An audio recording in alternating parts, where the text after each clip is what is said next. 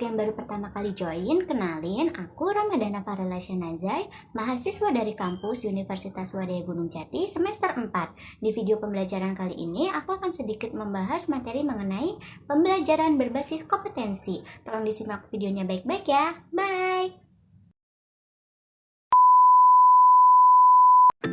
Pembelajaran berbasis kompetensi. Yang pertama itu ada tujuan pendidikan dan pelatihan berbasis kompetensi. Tujuan pendidikan dan pelatihan adalah kompetensi yang diharapkan dicapai peserta setelah menyelesaikan proses diklat. Kompetensi berbentuk kinerja atau unjuk kerja yang baik dalam bidang kehidupan atau pekerjaan. Kinerja yang baik dapat dicapai berkat kemampuan menerapkan pengetahuan, keterampilan, dan sikap serta perilaku. Lalu yang selanjutnya ada kurikulum berbasis kompetensi. Kurikulum berbasis kompetensi adalah kurikulum yang ditunjukkan untuk menciptakan tamatan yang kompeten dan cerdas dalam membangun identitas budaya dan bangsanya.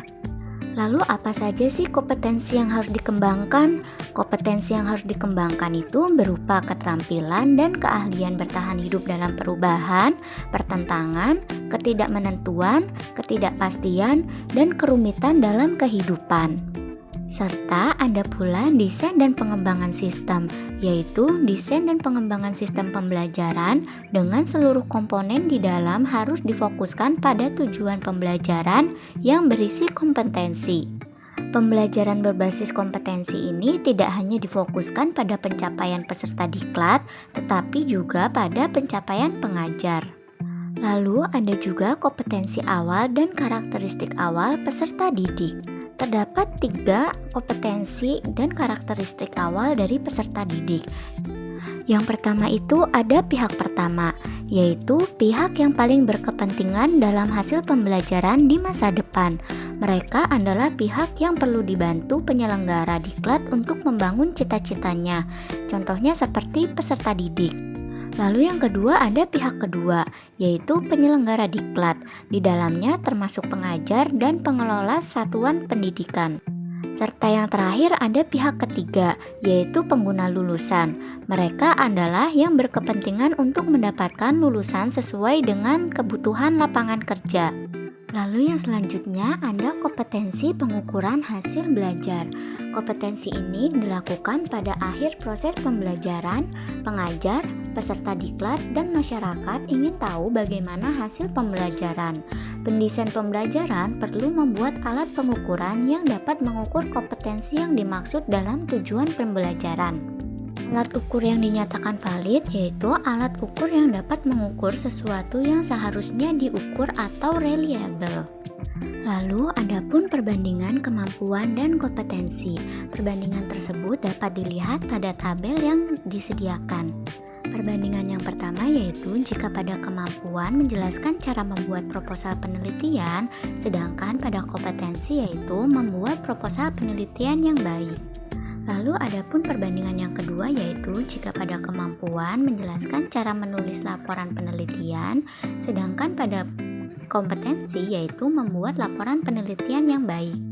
Lalu perbandingan yang ketiga yaitu jika pada kemampuan menguraikan cara penggunaan peralatan laboratorium fisika dengan baik, sedangkan pada kompetensi yaitu menggunakan peralatan laboratorium fisika dengan baik.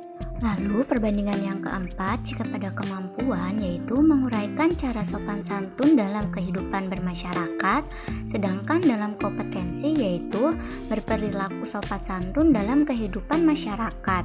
Serta adapun perbandingan kemampuan yang terakhir yaitu menguraikan bentuk perilaku gotong royong sesuai dengan Pancasila, sedangkan pada kompetensi yaitu bergotong royong sesuai dengan ajaran Pancasila.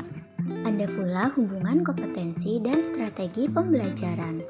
Pendesain pembelajaran diharapkan dapat melaksanakan kegiatannya secara bertahap, yaitu yang pertama menentukan tahapan dan langkah kegiatan pembelajaran dengan urutan isi yang diarahkan pada pencapaian kompetensi.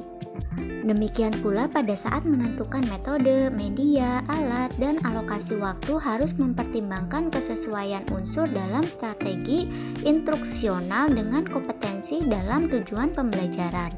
Lalu yang kedua yaitu pengajar melaksanakan rencana strategi pembelajaran yang telah disusun dengan memasukkan upaya pemberian motivasi sepanjang proses pembelajaran agar peserta didik dapat memfokuskan perhatiannya pada seluruh pembelajaran.